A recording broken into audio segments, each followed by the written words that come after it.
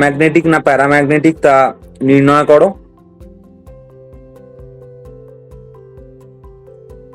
Also calculate দেয়ার magnetic moment, তাদের চৌম্বকীয় ভ্রামকের মান নির্ণয় করো। অলসো ক্যালকুলেট দেয়ার ম্যাগনেটিক মোমেন্ট, তাদের চৌম্বকীয় ভ্রামকের মান নির্ণয় করো বলে তোকে প্রথমে বললো যে ও মানে অক্সিজেন, এটা প্রথমে তোকে বলতে হবে যে ডায়াম্যাগনেটিক না প্যারাম্যাগনেটিক। তো যাই করবি অ্যাট ফার্স্ট আমাকে ইলেকট্রনিক কনফিগারেশনটা লিখতে হবে। কি হলো, অক্সিজেন ক্যারিজ 8 ইলেকট্রন, তো 1s2 2s2 2p4। এবার আউটার মোস্ট যেটা রয়েছে অরবিট মানে 2p, সেইটার বক্স ডায়াগ্রামটা আঁকবো।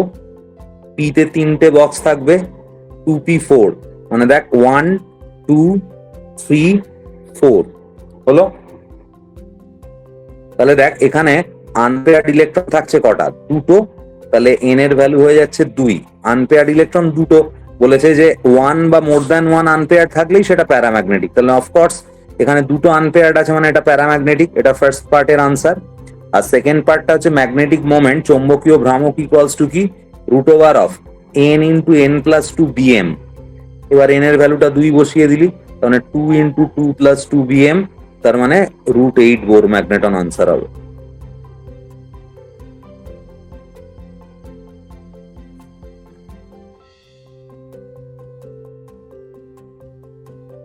আচ্ছা, অক্সিজেনের পর কি বললাম রে? না স্যার, আর কিছু বলেন না। ও আচ্ছা আচ্ছা ঠিক আছে। এবার তো তোকে বললো Zn2 প্লাস, জিঙ্ক হচ্ছে 30 ইলেকট্রনস থাকে। 30 মানে দেখবি আগের দিন তোদের বলেছিলাম কি ভাবে করবি বল। 4s2 তে 20 ধরে করব। হ্যাঁ হ্যাঁ হ্যাঁ, আর এটা 3d10 হবে তাহলে, তাই তো? তাহলে হ্যাঁ স্যার। Zn2 প্লাস মানে কি হচ্ছে, 4s2 থেকে দুটো ইলেকট্রন বেরিয়ে যাবে, তাহলে সেটা 3d10 সিস্টেম। 3d10 মানে দেখ 1 2 3 4 5, এবার 3d10 কিরকম হবে, 3d10 ফিল্ড আপ করবো হুন্স দিয়ে, দেখ 1 2 3 4 5, তারপর কাপলিং হবে 6 7 8 9 10। এখানে কি কোনো আনপেয়ার্ড ইলেকট্রন আছে? না স্যার। না স্যার। সবগুলোই পেয়ার্ড আপ, তাহলে এটা কি হবে, ডায়াম্যাগনেটিক। ডায়াম্যাগনেটিক। আর যে কোনো ডায়াম্যাগনেটিক সাবস্ট্যান্স, এটা বলার অপেক্ষা রাখে না, যে কোনো ডায়াম্যাগনেটিক সাবস্ট্যান্স তার ম্যাগনেটিক মোমেন্ট অলওয়েজ 0 হবে, কারণ ডায়াম্যাগনেটিক এর ক্ষেত্রে কি হয়, আনপেয়ার্ড ইলেকট্রন তো নেই। তাহলে এন এর ভ্যালুটা যদি 0 হয়, তাহলে root over of n into n plus 2 মানে 0 ইন্টু সামথিং মানে তো 0ই হবে না, তাহলে Zn2 প্লাস এর ম্যাগনেটিক মোমেন্ট হবে 0।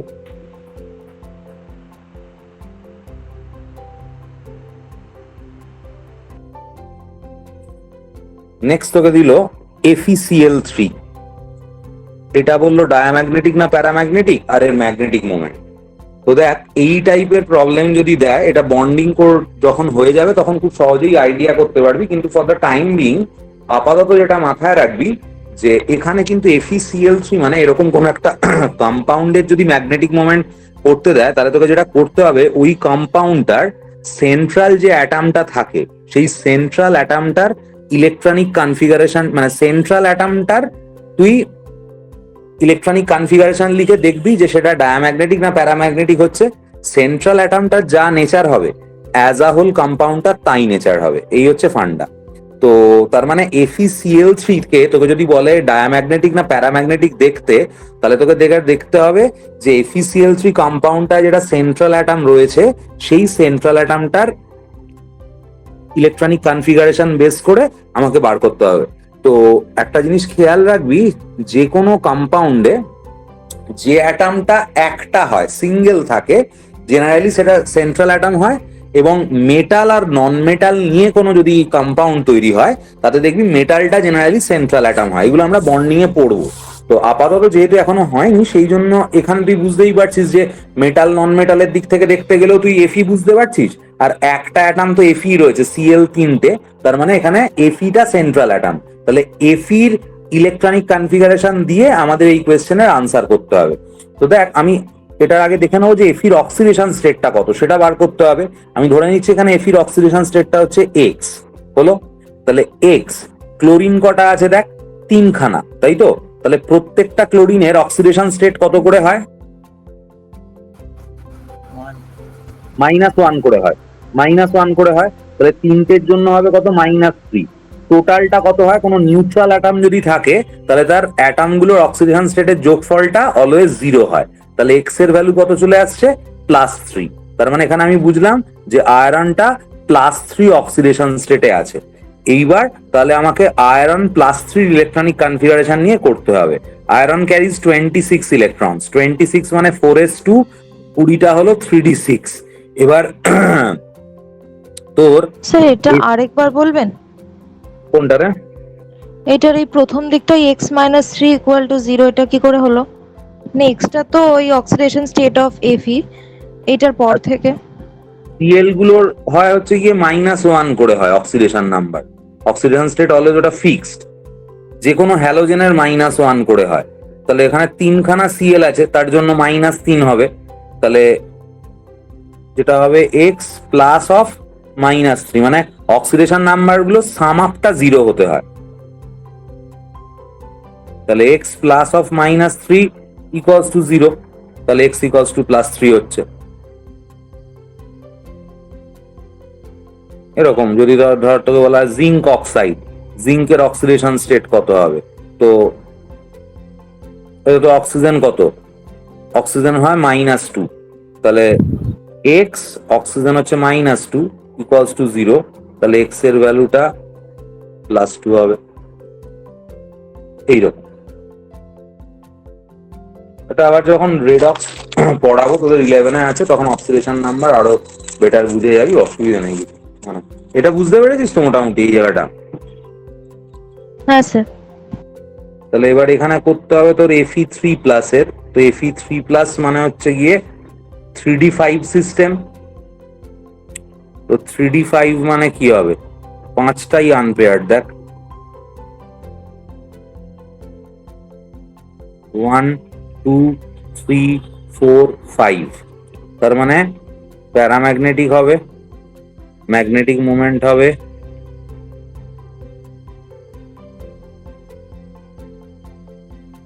5 × 5 + 2 bm, মানে √35 Bohr magneton. Answer.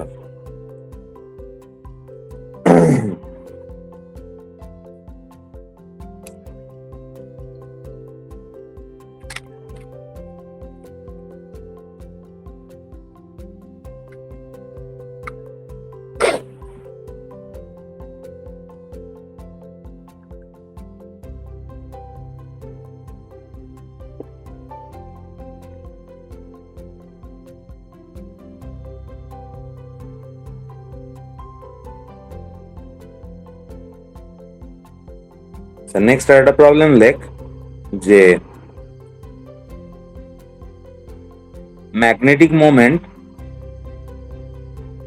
of a salt of vanadium is 1.73 Bohr magneton. Magnetic moment of a salt of vanadium is 1.73 Bohr magneton. মানে ভ্যানাডিয়ামের একটি লবণের চৌম্বকীয় ভ্রামক 1.73 Bohr magneton. What is the oxidation state of vanadium in that salt? ওই লবণে ভ্যানাডিয়ামের জারণ অবস্থা নির্ণয় করো। What is the oxidation state of vanadium in that salt? Magnetic মোমেন্টটা কত বললেন? ম্যাগনেটিক মোমেন্টটা কত বললেন? এই লেখা আছে 1.73। দেখ এটা। স্যার কোশ্চেনটা একবার প্রথম থেকে একটু বলবেন। Magnetic moment of a salt of vanadium is 1.73 Bohr magneton.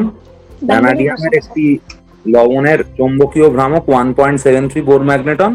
তাহলে what is the oxidation state of vanadium in that salt? ওই লবণে ভ্যানাডিয়ামের জারণ অবস্থা নির্ণয় করো।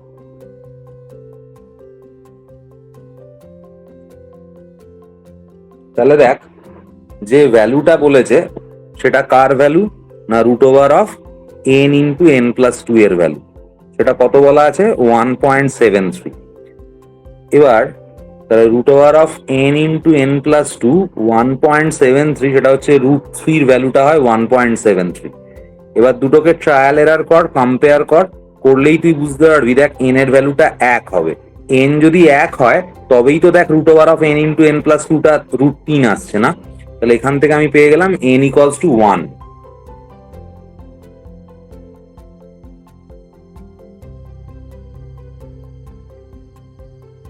তাহলে আমরা কি লিখবো যে সো ইন দ্যাট সল্ট। থ্রিটা এলো কি করে? হ্যাঁ হ্যাঁ, √3টা এলো কি করে একটু বুঝিয়ে দিন। √3টা 1.73, মানে √3 ভ্যালুটা হচ্ছে 1.73 হয়, বুঝলি? ও আচ্ছা, বুঝতে পেরেছি।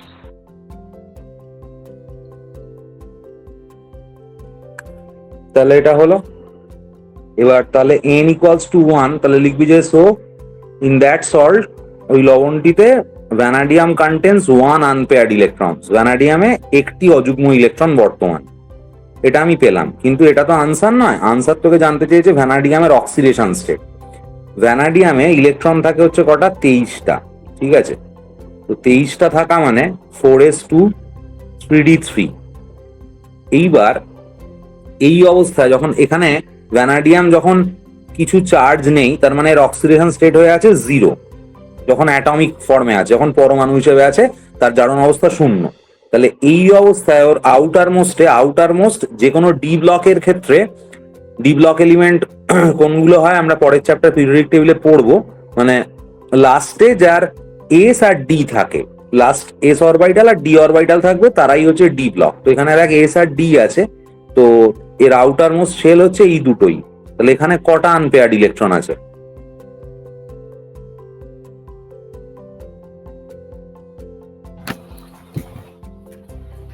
পাঁচটা। না, 5টা কি করে হবে? 4s2 দুটো, তারা কি আনপেয়ার্ড? তাহলে একটাই আছে স্যার। আরে একটা কি করে হবে? স্যার 4s, তিনটে। হ্যাঁ হ্যাঁ, একটাও নেই। না না, তো আউটার মোস্ট শেল মানে কোন দুটো? স্যার টি আর এস। হ্যাঁ, একটা নেই কি করে হচ্ছে? 3d3 আছে, 3d3 তে কি হচ্ছে? 1 2 3। আর কি আছে? 4s2। এইটা তো, তাহলে আনপেয়ার্ড ইলেকট্রন কটা থাকছে? তিনটে। তিনটে হবে। আনপেয়ার্ড থাকছে। তিনটে। এবার তোকে বলেছে আনপেয়ার্ড কটা হতে হবে? একটা হতে হবে। তাহলে তুই একটা করতে গেলে তোকে কি করতে হবে? কটা ইলেকট্রন তোকে বার করতে হবে? দুটো। কোথা থেকে বার করতে হবে দুটো? 3D থেকে। 3d5 থেকে। 3d5 না, 3d3 স্যার থেকে। 3d3, হ্যাঁ হ্যাঁ। 3d3 থেকে তুই কি প্রথমেই বার করতে পারবি?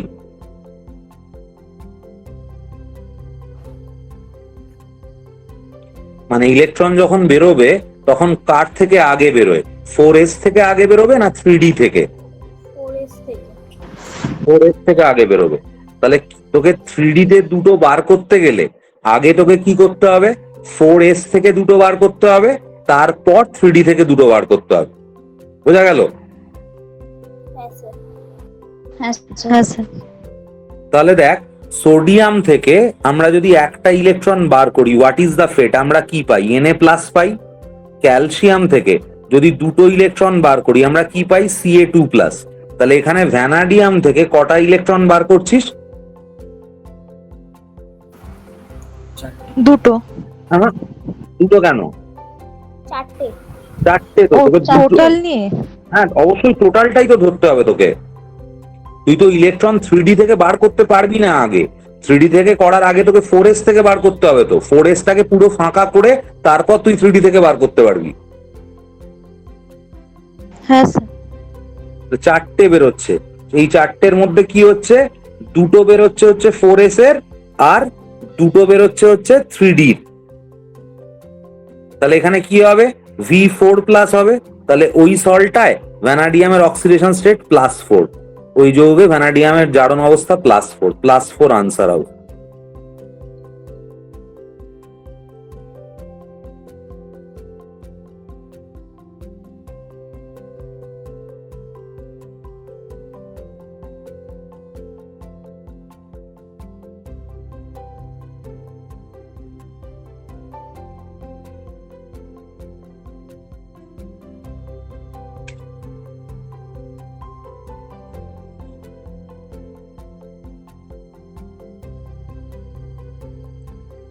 ঠিক আছে?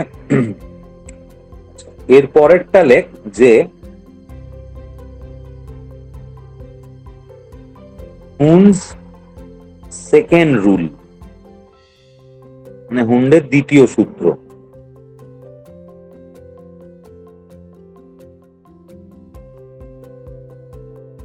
লিখে রাখবি যে due to symmetrical distribution of electrons, due to symmetrical distribution of electrons, half-filled and full-filled orbitals are highly stable. Due to symmetrical distribution of electrons, half-filled and full-filled orbitals are highly stable. মানে কি বলতে চাইছেন, যে ধর S যদি ফুল field হয় তাতে electron থাকে কটা? দুটো। তাহলে হাফ ফিল্ড হলে কটা থাকবে? একটা। তাহলে S2 আর S1 দুটোই হাইলি স্টেবল। সিমিলারলি P6 আর P3, P6 ফুল ফিল্ড, P3 হাফ ফিল্ড, এরা হাইলি স্টেবল।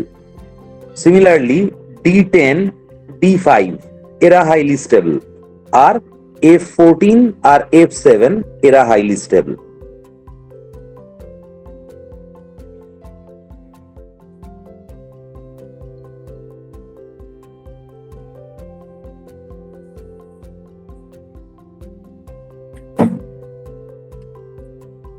এখানে একটা কোয়েশ্চেন লেখ যে write down the electronic configuration of chromium and copper. Write down the electronic configuration of chromium and copper.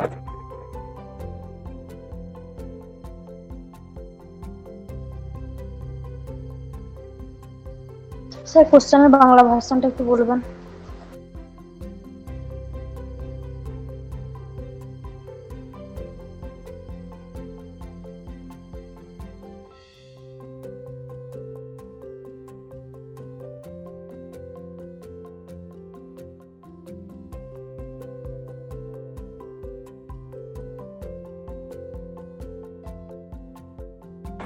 তো chromium caries 24 electrons. আমি আগের গুলো লিখছি না, 4s2 তে গেলে হচ্ছে 20, তাহলে 3d4 হবে। বলো এইবার এইটা অ্যাকচুয়ালি ভুল, এটা পরীক্ষায় আসে, এটা লিখলে তুই 0 পাবি। এটাকে করে নিতে হবে 3d5 4s1। কেন করলাম এটা? না, এটাই হচ্ছে হুন্স সেকেন্ড রুলের একটা ডিরেক্ট অ্যাপ্লিকেশন। তুই দেখ 4, এখানে টোটাল লাস্ট দুটো কটা ছিল? লাস্ট ছেলে 6টা ছিল, 4 2। এখানেও দেখ 6টাই থাকছে, 5 আর 1, কিন্তু এর শাফল করে নেওয়া হলো। কেন শাফলটা করা হলো? তাতে লাভ কি হচ্ছে? 4s2 যেটা, সেটা ফুল ফিল্ড ছিল, তাহলে সেটা কি ছিল? স্টেবল।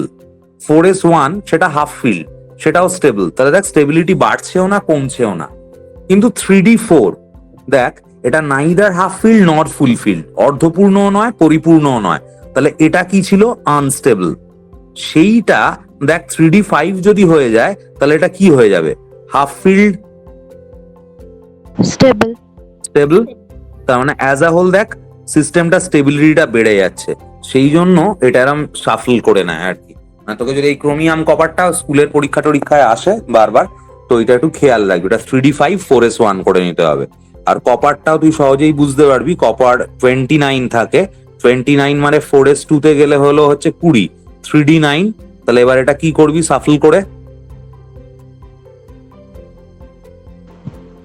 3d10 করে নেবার 4s1 হয়ে যাবে। হ্যাঁ, টোটাল 11টাই থাকবে, ওটা দেখ 3d10 4s1 করে নিতে হবে।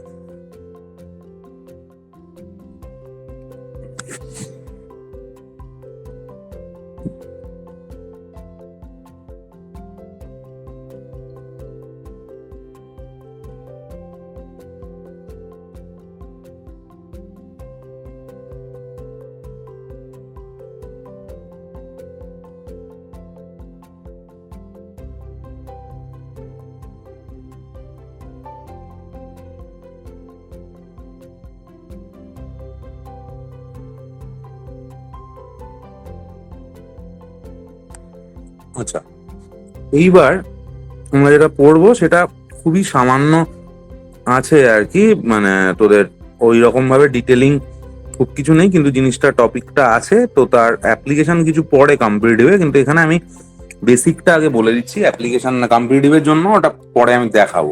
তো এটা লিখে রাখবি যে শ্রডিঞ্জার্স ওয়েভ ইকুয়েশন,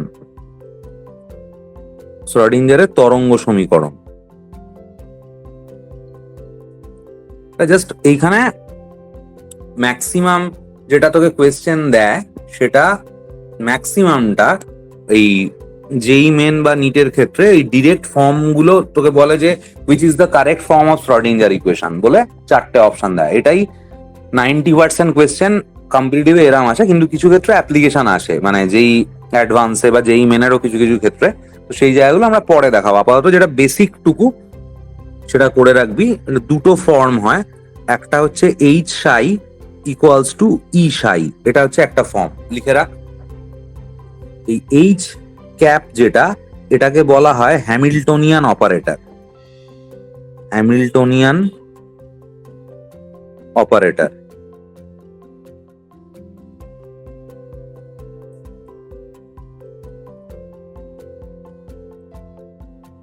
হলো। সাইটা লিখবি যে wave function of electron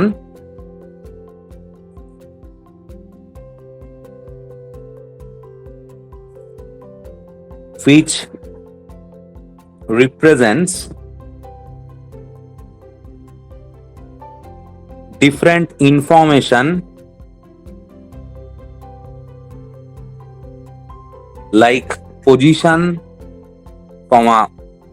total energy, etc. of the electron. Which represent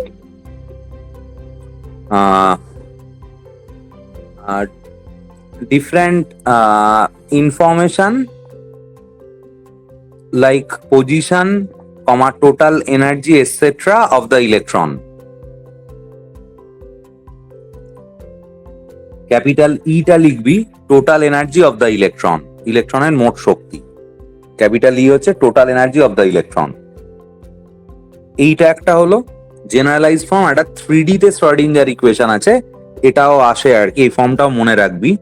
এটা হচ্ছে del two psi del x two plus del two psi del y two plus del two psi del z two plus 8 pi square m by h square into E minus V psi equals to 0। এটা আর একটা form, এটা লিখে রাখ।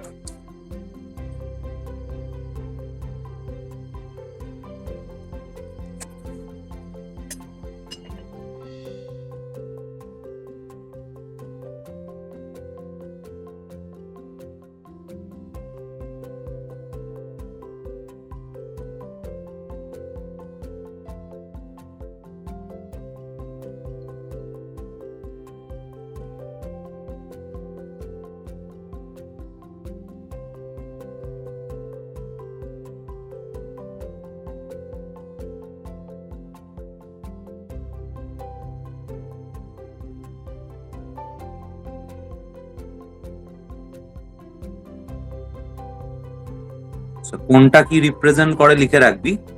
Del two psi del x two ওটা equals to লেখ second order partial differentiation of psi, second order partial differentiation of psi with respect to x, with respect to x. তাহলে বাকি দুটো আর বলছি না, তোরা বুঝতেই পারছিস del two psi del y টুটা কি হবে। ওই একই second order partial differentiation of psi with respect to y হবে, আর ওটা second order partial differentiation of psi with respect to z হবে। Del two psi del z টুটা। স্মল এমটা কি, মাস অফ ইলেকট্রন লিখবি, mass of electron. Small h হচ্ছে Planck's constant. Capital E হচ্ছে total energy of the electron. Capital V হচ্ছে potential energy of the electron.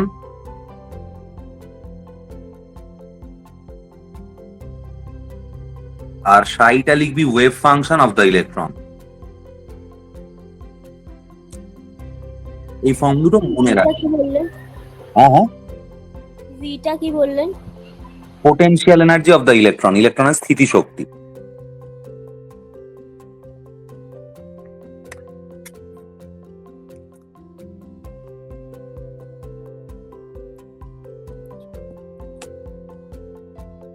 একটা question লেখ যে which is the first element of the periodic table that follows Aufbau principle? Which is the first element of the periodic table that follows Aufbau principle?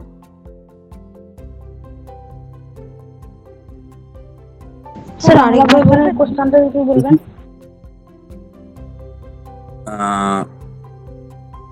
পর্যায় সারণীর প্রথম কোন মৌলটি অফবাউ নীতি মেনে চলে? Which is the first element of the periodic table that follows Aufbau principle? পর্যায় সারণীর প্রথম কোন মৌলটি অফবাউ নীতি মেনে চলে? অফবাউ প্রিন্সিপালটা দেখ, আমি আগের দিন বলেছিলাম কি না, লোয়ার এনার্জিতে আগে ইলেকট্রন গুলো ঢুকবে, তারপর গ্র্যাজুয়ালি তারা হায়ার এনার্জিতে যায়। তো সেটা তো যে কোনো এলিমেন্টের ক্ষেত্রেই অ্যাপ্লিকেবল। তাহলে এই কোয়েশ্চেনের জন্য আনসারটা কি হবে?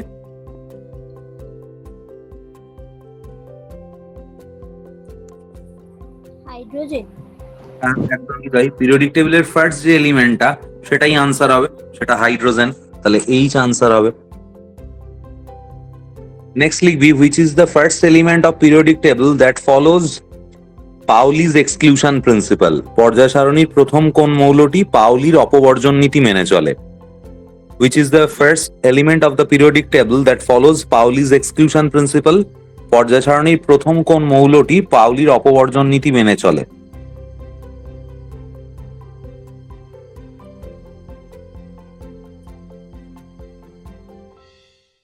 কে হবে? দেখ, পাউলিস এক্সক্লুশন প্রিন্সিপালটা কি বলা আছে না, একটা এলিমেন্টের যে কোনো দুটো ইলেকট্রনের চারটে কোয়ান্টাম নাম্বারের ভ্যালু কখনো সেম হতে পারে না। তাহলে এই স্টেটমেন্টটা থেকে তুই বুঝতে পারছিস যে অবভিয়াসলি এই প্রিন্সিপালটা তখনই তুই অ্যাপ্লাই করতে পারবি যখন সেই এলিমেন্টটায় অ্যাটলিস্ট দুটো ইলেকট্রন থাকে, তবেই সেটা অ্যাপ্লাই করতে পারবো। তাহলে প্রথম দুটো ইলেকট্রন কোন এলিমেন্টে আসছে পিরিয়ডিক টেবিলে? হিলিয়াম। তাহলে হিলিয়াম আনসার হবে। Next question. হ্যাঁ বল বল। কোয়েশ্চেন 3 তে চলে আয়। Which is the first element of the periodic table that follows Hund's first rule? পর্যায় সারণীর প্রথম কোন মৌলটি হুন্ডের প্রথম সূত্র মেনে চলে? Which is the first element of the periodic table that follows Hund's first rule? পর্যায় সারণীর প্রথম কোন মৌলটি হুন্ডের প্রথম সূত্র মেনে চলে?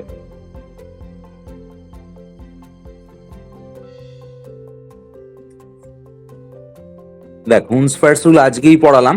তা কি বললাম, অরবিটাল গুলো আগে মানে একটা একটা করে ইলেকট্রন ফিল্ড আপ হবে সেম স্পিনে, হাফ ফিল্ড না হওয়া পর্যন্ত, তারপর তারা অপোজিট স্পিনে কাপল করবে।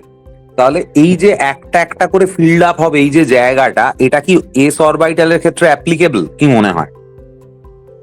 না স্যার। কারণ এসে তো বক্সই থাকে দেখ একটা, তো সেখানে আর একটার পর একটা এরকম ফিল আপ করার তো জায়গা কিছু নেই। তার মানে যেখানে এস অব্দি যেখানে থাকছে সেখানে অবশ্যই তুই অ্যাপ্লাই করতে পারবি না। তো দেখ, বেরিলিয়ামে চারটে থাকে, তাই তো? বেরিলিয়ামে চারটে থাকে মানে 1s2 2s2, তো এই অব্দি তুই অ্যাপ্লাই করতে পারছিস না। কে থাকে বোরন, বোরনে থাকে হচ্ছে 5টা, 1s2 2s2 2p1।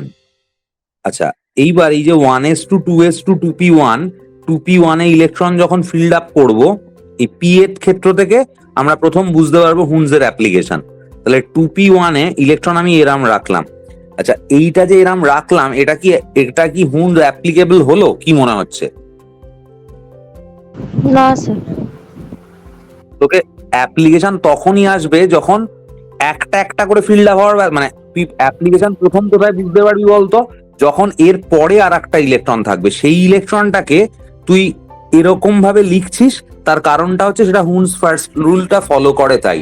তাহলে প্রথম এটা এখানেই ফলো করবে যেখানে আমরা 2p2 পাবো, তার আগে কিন্তু সেটা ফলোড নয়। 2p2 প্রথম কোথায় পাওয়া যাবে? কার্বনে, বোরনের পরেরটায়। তাহলে এখানে carbon will be the answer.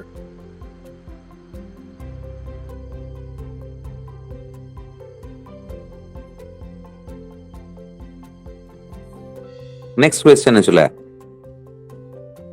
Which element of the periodic table first follows Hund's second rule? পর্যায় সারণীর প্রথম কোন মৌলটি হুন্ডের দ্বিতীয় সূত্রটি মেনে চলে? Which element of the periodic table first follows Hund's second rule? পর্যায় সারণীর প্রথম কোন মৌলটি হুন্ডের দ্বিতীয় সূত্র মেনে চলে? হুন্ড সেকেন্ড রুল কোনটা বলতো? এই যে half filled and full filled orbitals are highly stable, অর্ধপূর্ণ এবং পরিপূর্ণ কক্ষকগুলি অত্যন্ত সুস্থিত হয়। তো সেটা প্রথম মেনে চলে কোনখানে? না ক্রোমিয়ামে। ওটা ফলো করছে বলেই ক্রোমিয়ামটা দেখ ওরকম শাফলিং হয়ে যাচ্ছে, মানে ওই ইলেকট্রনিক কনফিগারেশনটা 3d4 4s2 টা শাফল করে 3d5 4s1 হচ্ছে কেন? কারণ ও হুন্ড সেকেন্ড রুলটা ফলো করছে, তাই।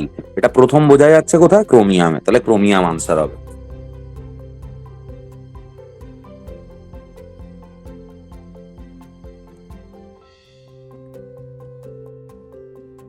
নেক্সট একটা কোয়েশ্চেন লেখ যে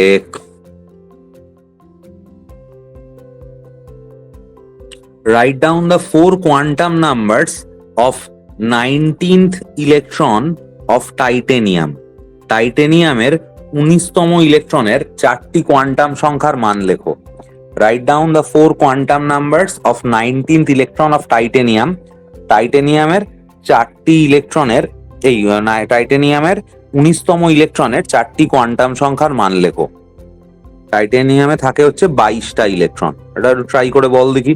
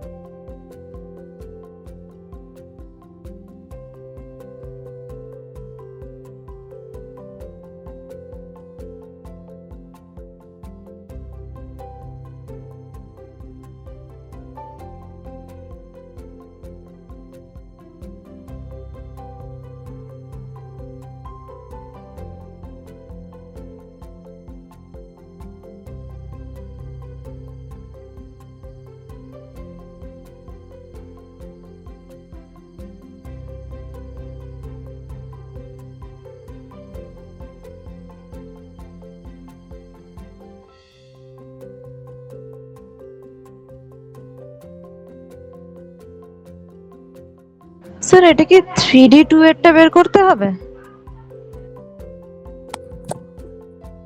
না, এটাই ভুল হয় বুঝলি। তো দেখ 1s2 2s2 2p6 3s2 3p6 ভালো করে দেখ। এই অবধি কটা হলো? 18টা। তারপর আমরা লিখি 3d, তারপর 4s, কিন্তু 3p এর পর তুই ইলেকট্রনটা রাখিস কোথায়? 4s এ। 4s এ। তার মানে 19th ইলেকট্রনটা ঢুকছে কোথায়? 4s এ ঢুকছে। 19th ইলেকট্রন হচ্ছে 19th ইলেকট্রন, তার মানে তোকে বুঝতে হলো যে সেটা হচ্ছে 4s ইলেকট্রন। এইটাই হচ্ছে ব্যাপার। মানে তোর মনে হবে 3p 18 3d তারপরে এটা 19 হচ্ছে, তা তো নয়। 3p এর পর তো 4s এ যায়, তাই ওইখানটা খেয়াল রাখতে হবে যে 19th ইলেকট্রন কিন্তু 4s electron, not 3d electron. তাহলে 4s ইলেকট্রনের ক্ষেত্রে n ভ্যালু কত হবে বল? 4। l value?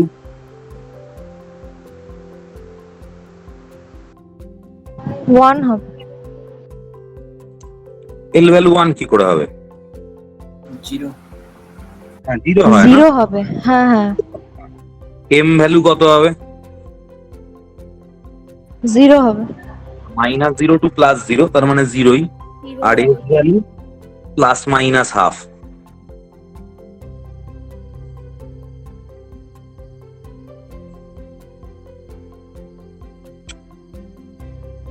হলো? হ্যাঁ স্যার, মানে তার মানে এখানে লেখাটা হবে 3D2 টা আগে, মানে 3D টা আগে, তারপর 4s টা। আর সবসময় ইলেকট্রন আগে জয়েন করবে আর লিভ করবে 4s থেকে। হুম হুম। Okay sir. পরে আর একটা প্রবলেম লেখ, এটা একবার কেমিস্ট্রি অলিম্পিয়াডে এসেছিল। Let under a hypothetical condition, একটি কাল্পনিক অবস্থায় মনে করা যাক, let under a hypothetical condition, একটি কাল্পনিক অবস্থায় মনে করা যাক, there are 5 values of spin quantum number small s. There are 5 values of spin quantum number small s. ঘূর্ণন কোয়ান্টাম সংখ্যা স্মল এস এর 5টি মান বর্তমান। ঘূর্ণন কোয়ান্টাম সংখ্যা স্মল এস এর 5টি মান বর্তমান।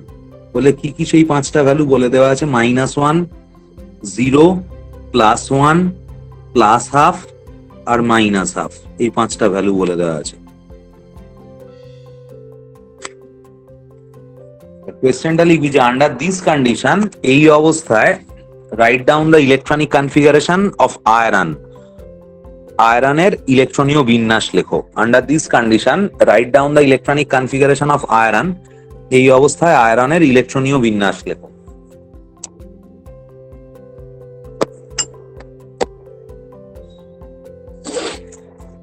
তো এখানে তোকে একটা থিওরি জানতে হবে। থিওরিটা হচ্ছে এরকম যে যদি স্পিন কোয়ান্টাম নাম্বারের small n number of values থাকে, যদি স্পিন কোয়ান্টাম নাম্বারে small n number of values থাকে, তাহলে একটা অরবাইটালে maximum small n number of electrons থাকতে পারে। তাহলে একটা অরবাইটালে maximum small n number of electrons থাকতে পারে। তো দেখ এই জায়গাটা হয়তো একটুখানি ওপর গেল, মানে অতটা ধারণা ইমপ্রেগনেটেড হলো না স্টেটমেন্টটা থেকে। তো এটাকে আমি আরেক এইভাবে বলছি, দেখ তাহলে বুঝতে সুবিধা হবে।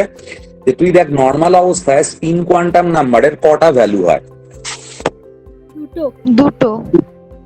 এইবার তুই ভেবে দেখ, একটা বক্সে তুই যখন অরবাইটাল আঁকছিস তুই ম্যাক্স কটা ইলেকট্রন রাখিস? দুটো। দুটো। এইটাই হচ্ছে ফান্ডাটা, বুঝতে পারলি? যে মানে এন নাম্বার অফ যদি স্পিন কোয়ান্টাম নাম্বারের ভ্যালু হয়, তাহলে ম্যাক্সিমাম একটা অরবাইটালে এন নাম্বার অফ ইলেকট্রনস থাকতে পারে। বোঝা গেল? হ্যাঁ স্যার। হ্যাঁ স্যার। তাহলে হ্যাঁ, আয়রন ক্যারিজ 26 ইলেকট্রনস, আয়রনে 26টা থাকে। শুরু হবে 1s থেকে, 1s এ তাহলে কটা থাকবে? 2। ওটাই তো, গল্প বদলে গেছে তো। এটা তো হাইপোথেটিক্যাল অবস্থায়। এখন স্পিন কোয়ান্টাম নাম্বারের ভ্যালু কটা হয়েছে? 5টা থাকবে স্যার। 5টা। তার মানে ওখানে 1s এ থাকবে কটা? 5টা ইলেকট্রন। তাহলে 1s 5 হবে। তারপর কে আছে? 2s, তাতে কটা থাকবে তাহলে? স্যার আমি না বুঝতে পারছি না এটা কি করে হলো। একদম বুঝতে পারছি। তুই 1s2 লিখিস কেন? তার কারণ এস এ ম্যাক্স দুটো ইলেকট্রন থাকে বলেই তো তুই 1s2 লিখিস। হ্যাঁ স্যার। তো এস এ দুটো থাকছে কেন, তার কারণটা হচ্ছে তুই 1s2 যখন লিখছিস সেটা সেই অবস্থাতেই অ্যাপ্লিকেবল যখন স্মল এস এর মানে স্পিন কোয়ান্টাম নাম্বারের দুটো ভ্যালু থাকে, +12 আর -12, যেটা এইমাত্র ডিসকাসড হলো। But now we have appeared in a different hypothetical condition. এটা তো একটা কাল্পনিক অবস্থা, যেখানে আর বলছে যে এস এর ভ্যালু আর দুটো নেই, তার বদলে 5টা হয়ে গেছে। তাহলে একটা বক্সে যেটা এন দিয়ে বললাম, তাহলে একটা অরবাইটালে তো 5টা করে থাকবে এখন। হ্যাঁ স্যার। 1s 5 হবে না? হ্যাঁ স্যার ঠিক আছে। তারপরেরটা কি হবে? আবার 5 হবে। 5 হবে। হুম। 2p-তে?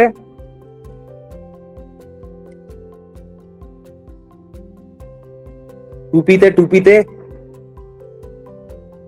5 p-তে বক্স কটা থাকে বাবু? 6 হবে। 3টে। একটা বক্সে কটা থাকবে এইমাত্র হলো? দুটো। ও না না 5টা সরি। ওটা হাইপোথেটিক্যাল কন্ডিশন। হ্যাঁ 5টা মানে এখন 3খানা বক্স, তার মানে 2p 15। 15। কটা হয়ে গেছে দেখ? 25টা হয়ে গেল, তাই তো? হ্যাঁ। হ্যাঁ একটা স্যার। পুরো আছে 3s1। কেমন লাগলো প্রবলেমটা? ইন্টারেস্টিং। ভালো, ইন্টারেস্টিং। হ্যাঁ।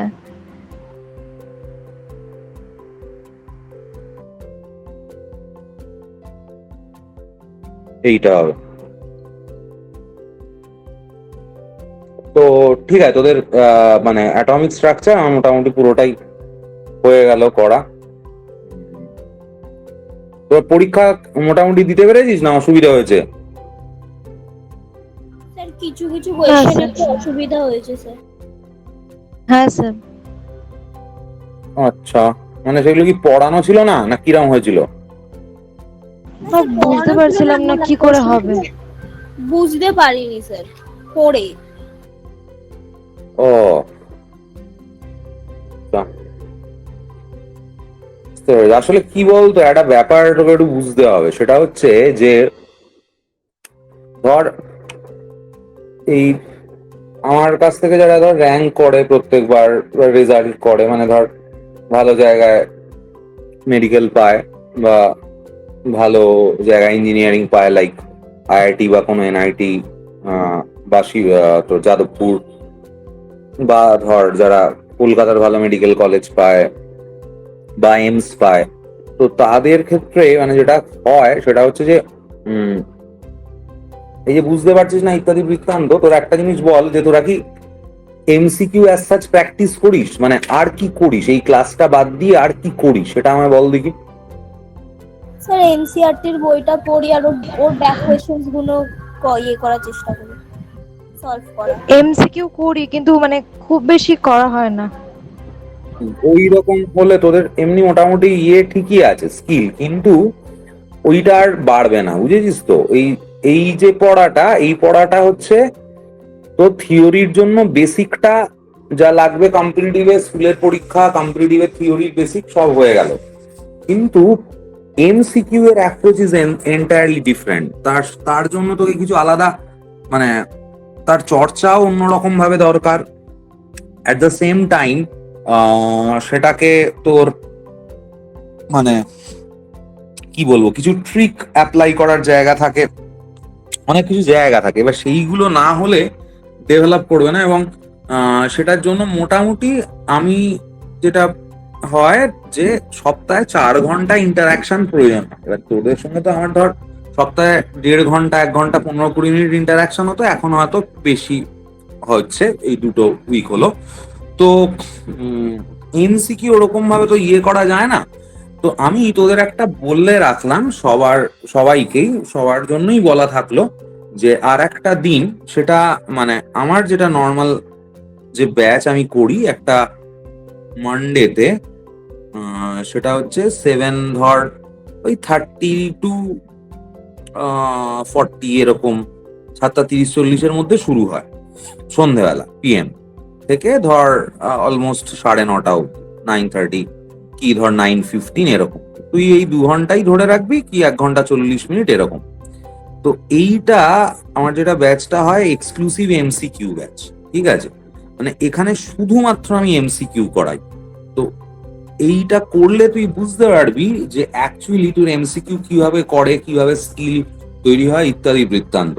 তোদের সময়টা কি তোদের ফাঁকা আছে ওই দিনকে, সোমবার? না স্যার ম্যাথস টিউশন। কারুরই নেই? আসছি মানে স্যার। আচ্ছা। না স্যার, আমি ফ্রি আছি। স্যার আমি ফ্রি আছি। হ্যাঁ আমিও পেয়ে আছি।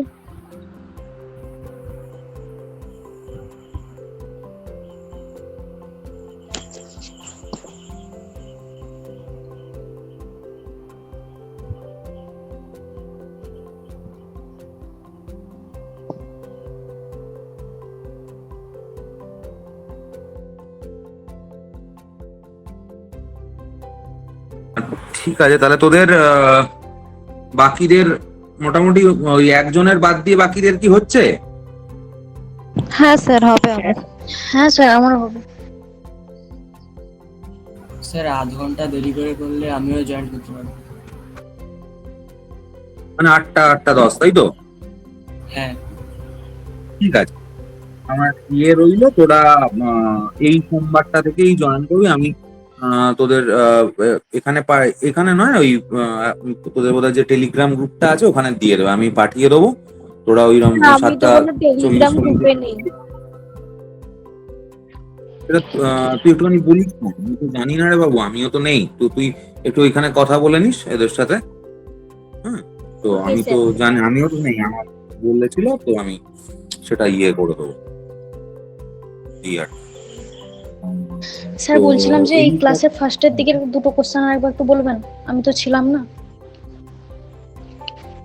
কি বললাম বলতো, আমার সেটাও খেয়াল নেই। তো জিম্যান এফেক্ট আর স্টার্ক এফেক্ট। ওটা এমনি জাস্ট থিওরির মতো, তো বাংলায় বলবো না ইংলিশে? এসেই বলে দিন। আচ্ছা, একটু লেখ যে হোয়াট ইজ জিম্যান এফেক্ট, ZEEMANN। লিখবি যে in presence of magnetic field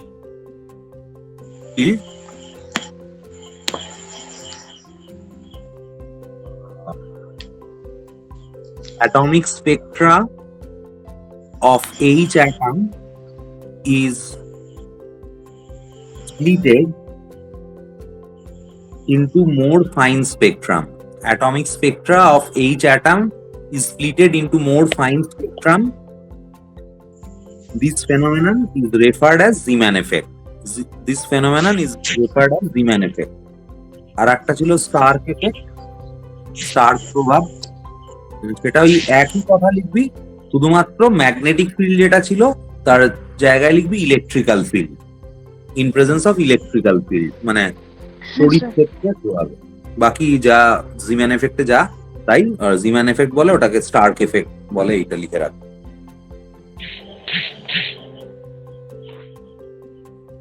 হ্যাঁ স্যার হয়েছে।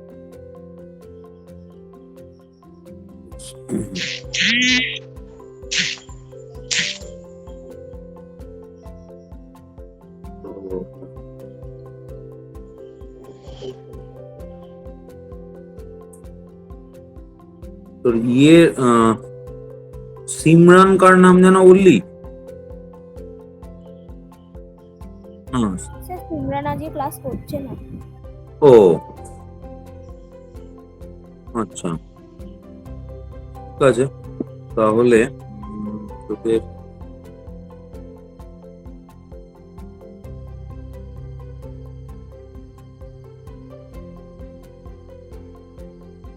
স্যার বলছিলাম যে এই ক্লাসগুলোর রেকর্ড আমি কোথায় পাবো?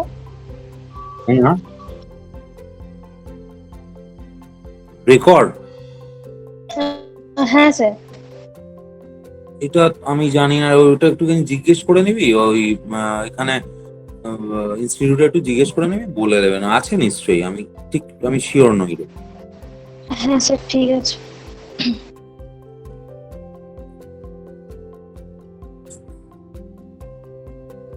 তো আমি একটা ছোট জিনিস জাস্ট শুরু করছি, এটা পরের দিন থেকে আমি ডিটেলিং এ দেখাবো।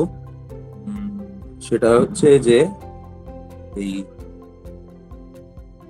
চ্যাপ্টারটা কেমিক্যাল পিরিয়ডিসিটি, যেটাকে ধরো পিরিয়ডিক টেবিল বলা হয় আর কি, সেই চ্যাপ্টারটা আমরা শুরু করলাম। এখানে একটা ছোট জাস্ট মানে একটা কোয়েশ্চেন আসে, এটা জাস্ট ইনফরমেটিভ, এটা লজিক্যাল কিছু না সেইটা, এবং খুব কম সময় লাগবে, আমারও পড়ানো আছে, অফ করবো 4-5 মিনিটে র্যাপ করবো। তো ওটা হেডিংটা করবি যে IUPAC nomenclature of elements having atomic number bracket Z greater than equals to 100, মানে 100 বা 100 এর অধিক পারমাণবিক ক্রমাঙ্ক ব্র্যাকেটে Z বিশিষ্ট মৌলগুলির IUPAC নামকরণ। তো একদিকে লিখবি নাম্বার, দুটো কলাম করবি, আর একদিকে লিখবি যে IUPAC নেম। এটা সবাই ইংলিশেই লিখিস আর কি। হ্যাঁ, তো 0 যখন হবে তখন তার করসপন্ডিং IUPAC হবে নীল, 1 যখন হবে তখন আন, 2 যখন হবে বাই, 3 হবে ট্রাই, 4 হবে কোয়াড, 5 হবে পেন্ট, 6 হবে হেক্স, 7 হবে হেপ্ট, স্যার ফোরটা কি লিখেছেন? কোয়াড QUAD, 8 হবে OCT অক্ট, আর 9 হবে ENN এন।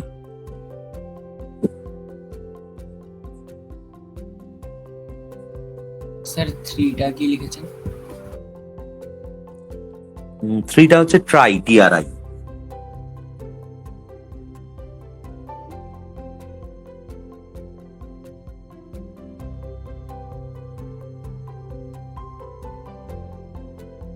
আচ্ছা, তোদের পিরিয়ডিক টেবিল এমনি স্কুলে কিছু পড়েছিস তোরা?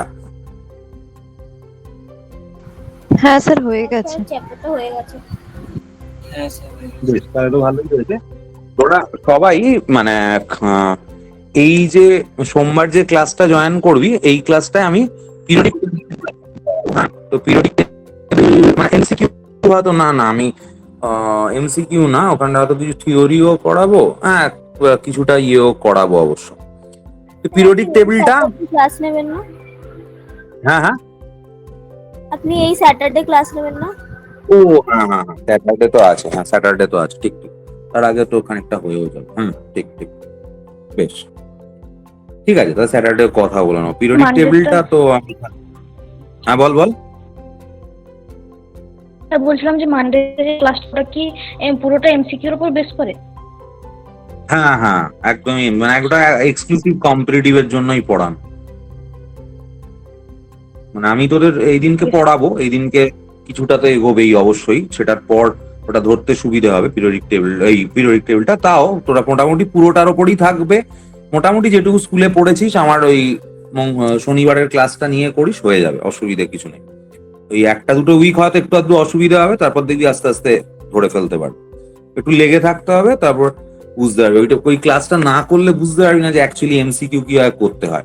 এনিওয়ে, তো আমরা শুরু করি। এখানে ধর তোকে এরকম কোয়েশ্চেন দেবে, কিরম বলতো, ধর এটা তোকে এলিমেন্ট বলে দিল যার অ্যাটমিক নাম্বার, পারমাণবিক ক্রমাঙ্কটা 134, তাহলে তার IUPAC নেম কি হবে, এরকম কোয়েশ্চেন আসে।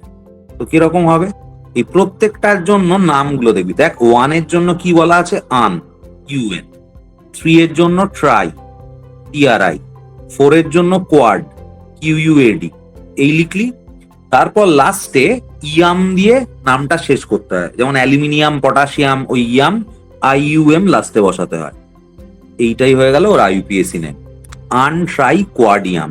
তাহলে ওর সিম্বলটা কি হবে প্রত্যেকটার, এবং এই আনট্রাই কোয়াডিয়াম এটা কিন্তু একটা সিঙ্গেল ওয়ার্ড, কোনো স্পেস দিবি না। আর সিম্বলে প্রত্যেকটা লেটারের জন্য যেটা টার্ম, তার ফার্স্ট লেটারটা, মানে প্রত্যেকটা নাম্বারের জন্য যে টার্ম ওয়ার্ড গুলো, তার ফার্স্ট লেটারটা নিতে হবে। মানে এখানে কি হবে, আনের জন্য ইউটা নিবি, ওটা ক্যাপসে নিবি, ট্রাই এর জন্য টি, ওটা স্মলে, কোয়াড কিউ, ওটাও স্মলে। এইটা হয়ে যাবে সিম্বল। এইরকম আর খুবই সোজা। ধর তোকে দিল 5, ধর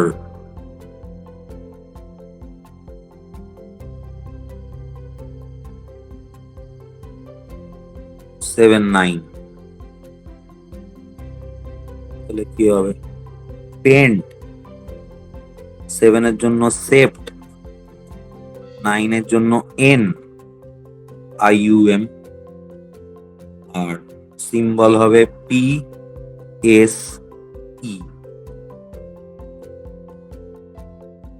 এখানে ব্যাস, আর এটা করানোর কিছু দরকার নেই বেশি। আর আশা করি তোরা সবাই বুঝতে পেরেছিস। শুধু এখানে 7 এর জন্য তো হেপ্ট হবে।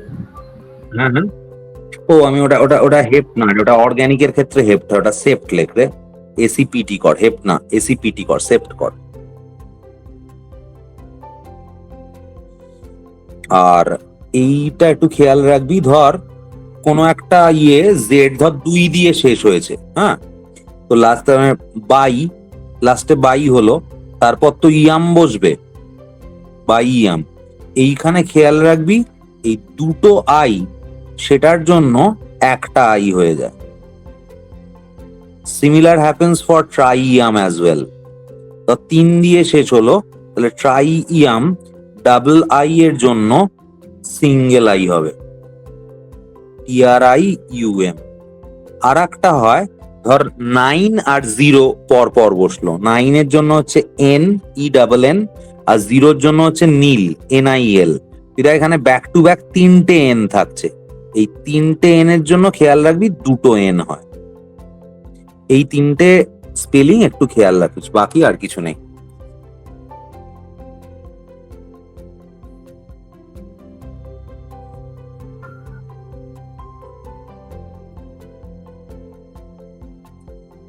ঠিক আছে, ঠিক আছে। তার মানে তাহলে যতগুলো থাকবে আই বা এন, মানে অতগুলো নাম্বার -1 করে যেটা হবে সে ততগুলো বসবে।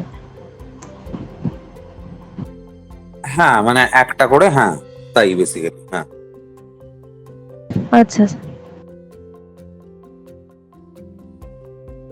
ঠিক আছে, ঠিক আছে, আজকে আমি এই অবধি অফ করলাম। শনিবার আবার ক্লাস হবে, তোদের কোনো ডাউট থাকলে জিজ্ঞেস কর আজকের ক্লাস নিয়ে। না স্যার। ঠিক আছে, okay, bye. Thank you sir. Thank you sir.